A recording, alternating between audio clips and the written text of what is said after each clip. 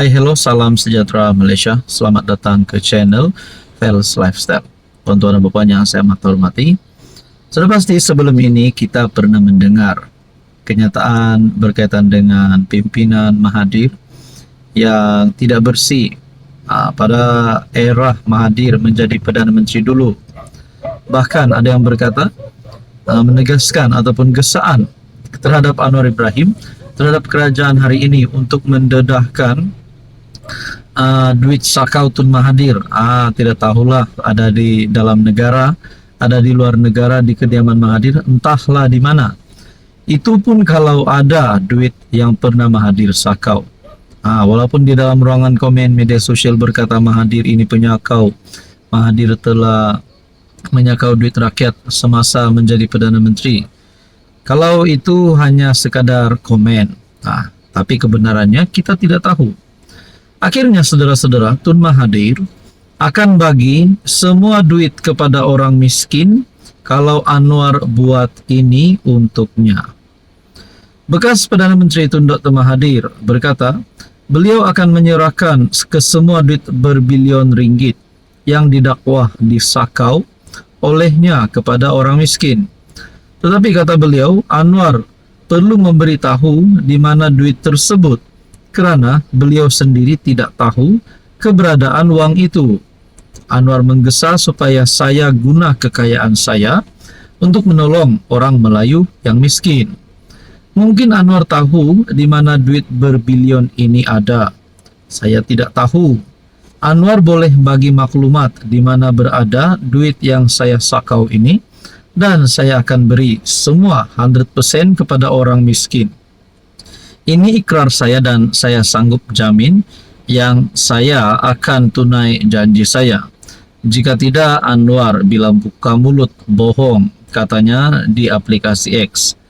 Mahathir berkata, sehingga kini Datuk Seri Anwar Ibrahim masih cuba menggambarkan anak beliau sebagai bilioner kerana memiliki aset berjumlah RM1.2 bilion.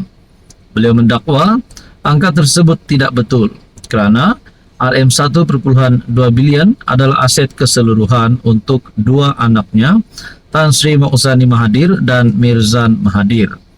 Dakwanya, RM1.2 bilion ini tidak sama dengan harta kekayaan dua anaknya, kerana harta kekayaan sebenar milik Mirzan hanyalah RM120 juta dan RM316 juta milik Mokzani. SPRM sebelum ini mengesahkan Mokzani Mahathir memiliki aset bernilai kira-kira RM1 bilion, manakala Mirzan Mahathir sebanyak RM246.2 juta. Melalui pengisytiharan harta itu, jumlah aset keseluruhan Mokzani bernilai kira-kira RM1 bilion dengan personal value aset pribadi sebanyak RM360 juta. Jadi akhirnya Anwar Ibrahim telah digesa oleh Mahathir untuk mendedahkan di mana keberadaan wang berbilion yang disakau, dan kononnya Mahathir kata kalau Anwar akan mendedahkan di mana keberadaan wang berbilion yang disakau oleh Mahathir, beliau akan mendermakan seluruh duit tersebut kepada orang miskin. Nah, saudara-saudara, berkaitan dengan ini, apa komen Anda? Hai, hello, salam sejahtera Malaysia. Selamat datang ke channel Fels Lifestyle. Terima kasih kerana terus setia dan terus bersama di dalam channel ini. Saudara-saudara yang saya amat hormati, satu lagi kejutan besar Anwar Ibrahim untuk kepimpinan Perikatan Nasional. Walaupun kita seringkali mendengar serangan terhadap Anwar Ibrahim daripada kepimpinan pembangkang, daripada kepimpinan Perikatan Nasional. Akhirnya Anwar Ibrahim pula dalam satu berita yang saya lihat, yang saya ambil daripada Harapan Daily bertarikh 25 Februari, PM tapau nama 4 geng PN, isu akta PSB. Nah, satu lagi pendedahan baru, satu lagi maklumat daripada Anwar Ibrahim yang pasti mengejutkan penyokong Perikatan Nasional. PM menegaskan dan memberi jaminan bahawa pemilik asal hartanah tidak akan diusir daripada pemilikan tanah atau premis secara paksaan susulan akta pembaharuan semula bandar yaitu PSB. Malah katanya kerajaan akan memastikan setiap pemilik asal hartanah memahami hak serta perlindungan yang akan diberikan. Menurut beliau, akta PSB telah diusulkan sejak 2013. Sebelum proses pengumpulan data dimulakan pada 2015, maka tidak timbul soal gopoh untuk melaksanakan akta berkenaan. Soal gopoh itu saya tak faham kenapa dibangkitkan. Untuk maklumat semua, pada 2020, bekas Menteri Wilayah Tan Sri Anwar Musa menerajui program pembaharuan ini, terutama rumah pangsa berusia lebih 40 tahun. Pada 2021, Menteri Perumahan Datuk Zuraida Kamarudin memulakan penggubalan RUU PSB 22 Mac 2022. Menteri Perumahan dan Kerajaan Tempatan Datuk Seri Rizal Merican meneruskan dan menegaskan prinsip sama.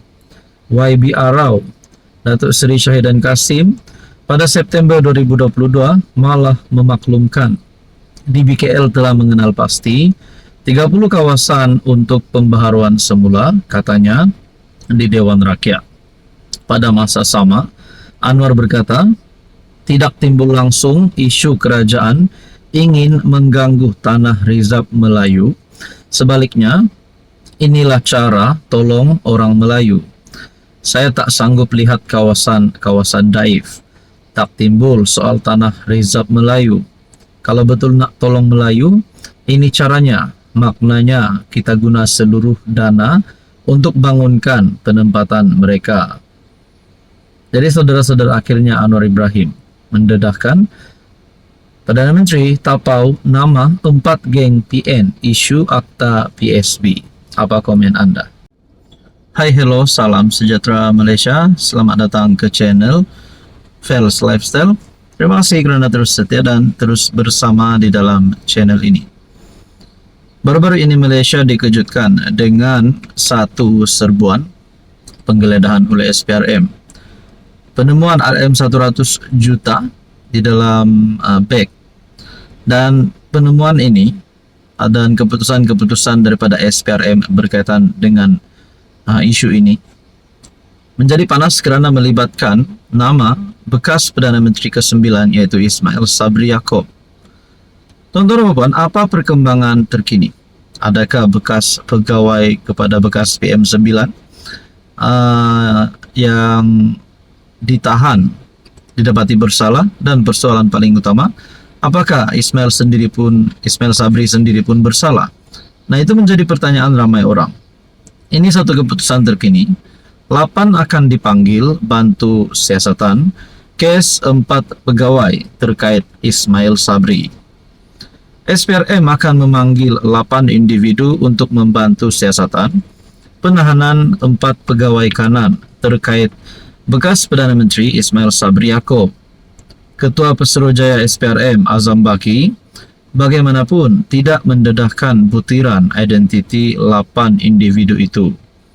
Kita akan memanggil 8 saksi dalam minggu ini dan minggu depan, katanya, menurut berita harian. Ditanya sama ada Ismail Sabri akan dipanggil untuk membantu siasatan. Beliau berkata SPRM akan memanggil sesiapa saja untuk memberi keterangan bagi membantu siasatan. Siasatan sedang berjalan dan saya tidak dapat pastikan bila ia dapat dilengkapkan. Selain akta SPRM 2009, menurutnya siasatan turut dijalankan mengikut akta pencegahan pengubahan wang haram, pencegahan pembiayaan keganasan dan hasil daripada aktiviti haram 2001.